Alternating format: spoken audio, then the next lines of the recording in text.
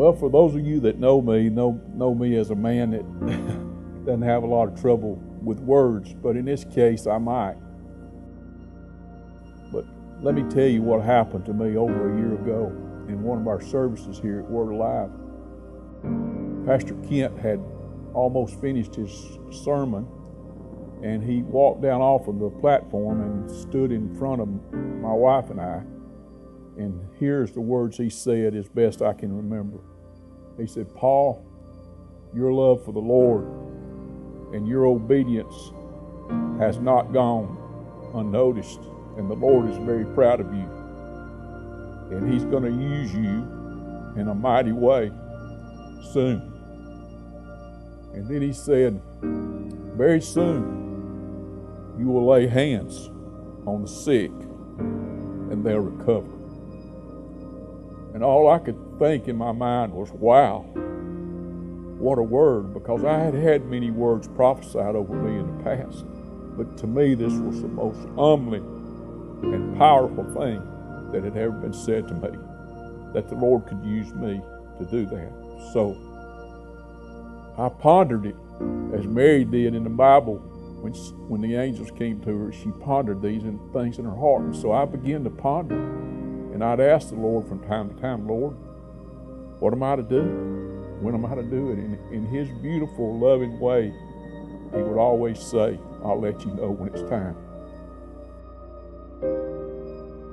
I'm in the insurance business, and people would come into my office to talk to me about their insurance, and I would sense so heavily that they needed to be prayed for. And I had no problem asking them. And without exception, they all received my request to pray with them. And I've had several people who had needs, not only in their physical body, but spiritually, marriage, finances. So I truly sought the Lord. "Lord, do I just pray for the sick?"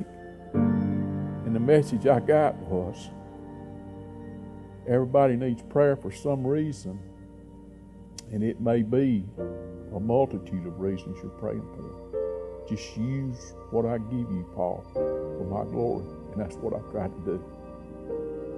One lady, her son came in to see me, and I asked him how he was doing. He said, "I'm doing great, Mr. Paul, but my mama's sick." And I said, "Well, I'm so sorry. I'll say a prayer." He said, "Would you pray for her right now? She's out in the car." So we walked out in the parking lot in my office, and I laid my hands on her and prayed for her. And a week later, she called. She said, "Mr. Paul, I got to tell you, I was under a heavy spirit of depression. I could not eat. I could not think." She said, "I just want to thank you that the Lord used you that day to pray for me." And wow, I felt so humbled that I could do that. And so I began to think about, Lord, you can use my hands that you've given me. I've worked so hard all these years. And He said this, He said, "Yep." He said, "Your hands are going to be my hands extended. I'm extending the love that's in you through your hands. And as you lay your hands on people, they will feel the love that you feel from me." I have never had a more closer experience with Him than that. And He speaks to me in such miraculous ways. Oftentimes I have no idea what their need is. I just know that they need it. And God has given me a wonderful gift that I can almost look into their eyes and know that they need Jesus to touch them. And one of the most wonderful songs that I've ever sung, I used to sing it a lot. The name of it's "What a Healing Jesus." And as I recollect and think back on the times I sung that song, it was always so powerful in my life. What a healing Jesus I've found in you. What a healing Jesus you restore, refresh, and renew. And so now I understand why I always cried when I sang that song, because God was using that song even then to prepare me for today. And so this past week, as I began to think about what I could say about this wonderful occurrence in my life, I began to think about Jesus' hands and how he used them. When I was in Israel several years ago, I really thought about, I learned a lot about him just walking where he walked. But I found out that not only was he a carpenter, but he was a stonemason, which means his hands were probably very rough, but yet so tender. And so, especially this week, I've just been rubbing my hands. I've just been feeling my hands. And I felt so much love in my hands. And I'm proud of these old hands. And I'm proud that Jesus has anointed me with this gift.